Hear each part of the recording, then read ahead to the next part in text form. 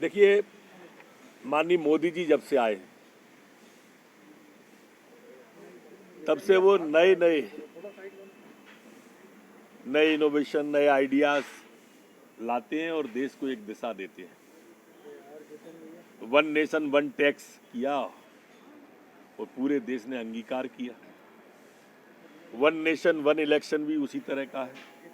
One nation one flag, one nation one ration, एक ही ration card पे पूरे देश के अंदर वो अनाज ले सकता है। वन नेशन वन ट्रांसपोर्टेशन, मतलब वन ड्राइविंग लाइसेंस, एक ही लाइसेंस पूरे देश में चलेगा। वन नेशन वन एजुकेशन, ये मोदी जी के आने के बाद ही सारी चीजें आई हैं और उन्होंने पूरा देश अनेक वेश फिर भी एक देश, अनेक भाषा अनेक वेश फिर भी अपना एक देश, ये एकाग्रता राष्ट्रीयता समाकेत होके आ गई है। और इसलिए मैं वास्तव में नवाचार के लिए माननीय मोदी जी का आभार व्यक्त करते हैं। और ये जो चुनाव है, ये चुनाव भी इसी तरह का है।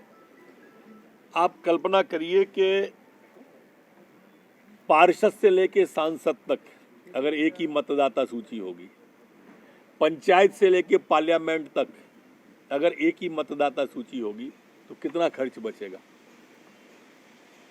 हम सब, मैं उस समिति का अध्यक्ष रहा हूं जब पहले ये विषय आया था मध्य प्रदेश का। विविधताओं में एक ये भी है कि चुनाव भी चलते रहते हैं 5 साल। लोकसभा का हटा तो विधानसभा आ गया, विधानसभा का हटा तो नगर निगम नगर पालिका आ गए, नगर निगम नगर पालिका हटी तो पंचायत जनपद जिला आ गए, वो हटी तो फिर मंडी आ गई, मंडी हटी तो सहकारिता आ गई, सहकारिता हटी तो जल उपभोक्ता आ गई। चुनाव ही चलते रहते हैं, आचार संहिता रखती रहती, तो विकास प्रभावित हो जाते हैं। एक भ्रामक स्थिति पैदा होती है।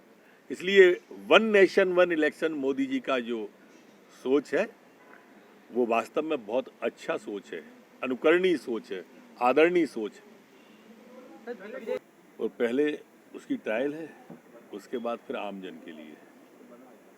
पर निश्चित रूप से कोरोना जो मानसिक विकार का, परेशानी का कारण बना हुआ है, उससे थोड़ी राहत और आत्मबल लोगों का बढ़ेगा। कोरोना एक वैश्विक महामारी है, 6 करोड़ लोग लगभग इससे अभी तक प्रभावित हो चुके हैं विश्व में, और 14,25,000 लोग से ज़्यादा विश्व में काल कवलित हुए। अपने भारत में भी 92 लाख पेशेंट हो गए, माने अभी तक किसी न किसी रूप में प्रभावित हुए। 1 लाख से अधिक लोग काल कवलित अलग अलग जगह पे हुए। मध्य प्रदेश में अभी लगभग 1,98,000 लोग इस बीमारी में किसी न किसी रूप में प्रभावित हुए और 3,000 से के आसपास काल कवलित भी हुए। अभी वर्तमान में 13,742 एक्टिव केस हैं प्रदेश के अंदर। इसमें सर्वाधिक प्रसन्नता की बात यह है, ये तो आंकड़े थे, कि मृत्यु दर हमारी लगातार घटती जा रही है।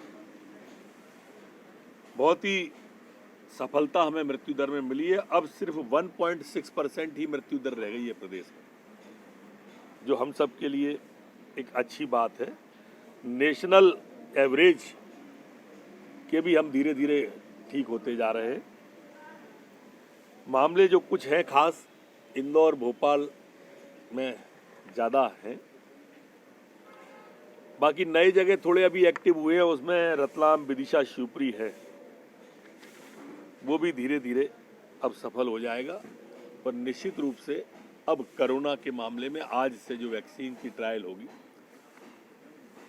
हम सब लोग निश्चिंतता की ओर बढ़ेंगे। सर, एक राष्ट्र परिभाषा बहुत साफ है, जो लब जिहाद की तरफ ले जाए उसके खिलाफ हम ये लेके आ रहे हैं धर्म स्वातंत्र विधेयक। कांग्रेस को अपनी स्थिति जरूर स्पष्ट करना चाहिए कि वो इस धर्म स्वातंत्र विधेयक का विधानसभा में विरोध करेगी या सपोर्ट करेगी आने वाले सत्र में। ये इस पर क्यों नहीं बोल रहे वो लोग? ऐसी दो मुंह नीति आपको कोई पार्टी की मिलेगी ही नहीं। जो लोग तिरंगे का विरोध करते हैं उनके साथ मिलकर चुनाव लड़ रहे हैं, वो कहते हैं कि हम उनके साथ नहीं हैं। अरे भाई, आप स्पष्ट तो करो कि आपकी नीति क्या है।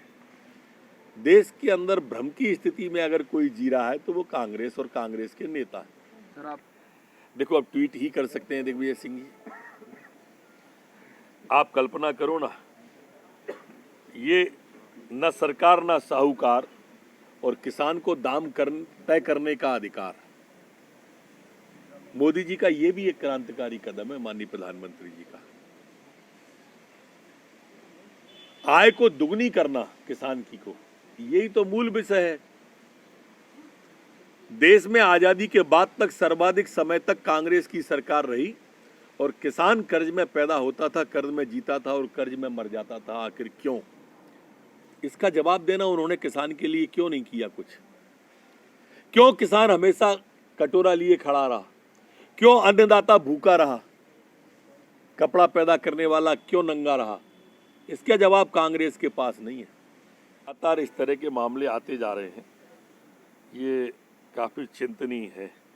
मैं एक बात और किसान आंदोलन पर कहना चाहूँगा कि राहुल गांधी जी का एक ट्वीट आया, वो क्या है, टिक टिक पानी खुट वाला। कविता बोलिए। हाँ, कविता लिखी है। नहीं हुआ है अभी सवेरा, पूरब की लाली पहचान। माता जी अपने बच्चों को सुनाती थी, शायद उनकी ने सुनाया हो कि नहीं सुनाया हो। उठो लाल अब आंखें खोला, हुआ सवेरा मुंह तो धो लो, ऐसी कविता है वो। पर एक ट्वीट अगर वो अच्छा हो, हरियाणा और राजस्थान के अंदर रावट बाड्रा जी ने जो किसानों की जमीन का लैंड यूज कराकर बेच दी और अरबों कमा लिए, उसके बारे में भी करें वो, कि ये किसान को धोखे से जो रजिस्ट्रियां कराई उन्होंने, आज जिन पे केस रजिस्टर्ड हैं, जो लैंड यूज चेंज करने के और किसानों की ज़मीन बेचने के, इस पे अगर एक ट्वीट आएगा राहुल गांधी का तो अच्छा लगेगा, दिग्विजय सिंह जी का आएगा तो भी अच्छा लगेगा। सर किसान जो पूरी कांग्रेस पार्टी भड़का रही है। राहुल गांधी का ट्वीट क्या है, भड़काना नहीं है तो ये आंदोलन। एक बात बताओ मुझे, पंजाब में शांतिपूर्वक क्यों होता है और हरियाणा में उग्र क्यों हो जाता है?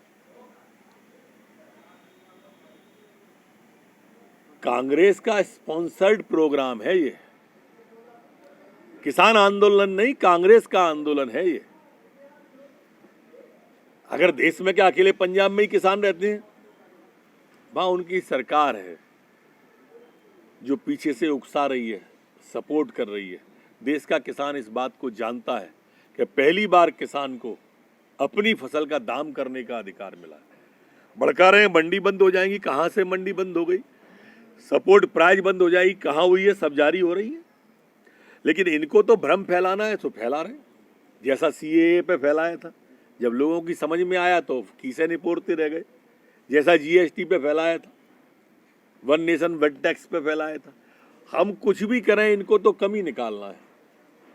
कुछ भी कर लें, ये कमी जरूर निकालेंगे। सर पुलिसकर्मियों को भत्ते बढ़ाने की भी चर्चा चल रही है अभी। निश्चित रूप से प्रस्ताव विचाराधीन है।